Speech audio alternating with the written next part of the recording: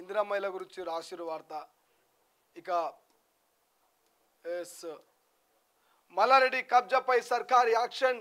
College కోసం ప్రభుత్వ భూమిలో వేసిన రోడ్డు తొలగింపు. జేసీబీలతో తవ్వేసిన అధికారులు.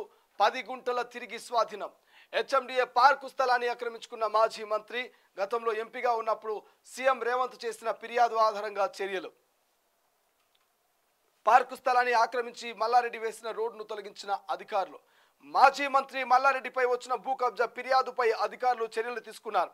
హెచ్ఎండిఏ భూమిని ఆక్రమించుకొని తన కాలేజీ కోసం ఆయన వేసుకున్న రోడ్డును తొలగించారు. 10 గుంటల భూమిని తిరిగి స్వాధీనం చేసుకున్నారు.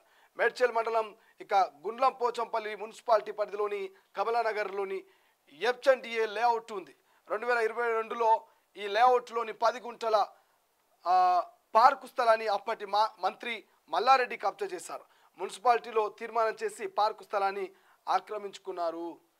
మల్లన్నకు నిజంగా మల్లారెడ్డి గారికి నిజంగా ఈ వార్త చూసినాక ఈ అక్రమంగా ఆక్రమించుకున్నటువంటి భూమిని ప్రభుత్వం స్వాధీనం చేసుకున్నాకనైనా సోయి రావాలి, జగనన్న మేల్కోవాలి.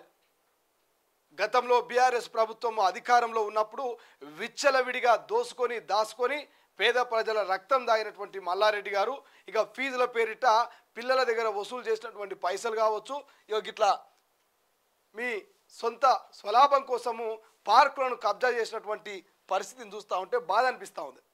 గత ప్రభుత్వం నిజంగా ఎట్లా పరిపాలన చేసింది, ఎట్లా అవాక్కులు చవాకులు చేసింది, ఎట్లా అవినీతికి పాల్పడ్డది, మరి ఎట్లా అధికార పార్టీ నాయకులకు కొమ్ము కాసింది అనేది ఇది నిదర్శనం. సాక్షాత్తు మల్కాజ్గిరి ఎంపీగా ఉన్నటువంటి రేవంత్ రెడ్డి గారు కంప్లైంట్ చేస్తేనే గత పాలకులు దీని మీద ఎటువంటి యాక్షన్ తీసుకోలేదట ఫిర్యాదు చేస్తే.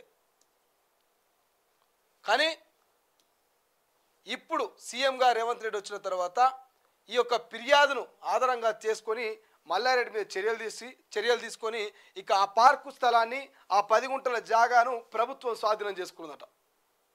సో అధికారంలో ఉన్నప్పుడు ఎంత అవినీతికి పాల్పడ్డారో ఒక్కసారి ఈ వార్త చూస్తేనే మనకు క్లియర్గా అర్థమవుతుంది.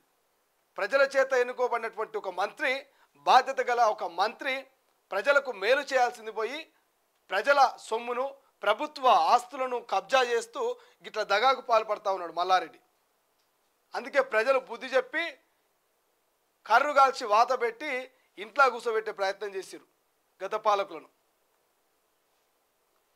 మొన్నటిదాకా మల్లారెడ్డిగా నేను ట్రెండింగ్లో ఉన్నా, నన్ను మించిన తోపునడా, నేనే ఫస్ట్ లీడర్ల మనం ట్రెండింగ్ దేశవ్యాప్తంగా తెలుసు, మల్లారెడ్డి ఏం చేసినా హిస్టరీ క్రియేట్ అవుతుంది, హ్యాష్ట్యాగ్స్ ట్రెండింగ్లో 1లో పోతుంది, యూట్యూబ్లో సోషల్ మీడియాలో అన్నటువంటి మల్లారెడ్డి ఇది చెప్పు బయటకు వచ్చి ఇగో నేను కబ్జా చేసిన, ఇగో నా కబ్జాలని గివ్వే అని చెప్పి ఓ వీడియో చేయి, ట్రెండింగ్లో పోతావు.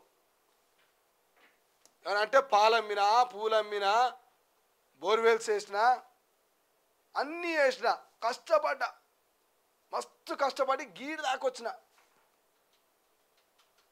ఇదేనా నీ కష్టపడు?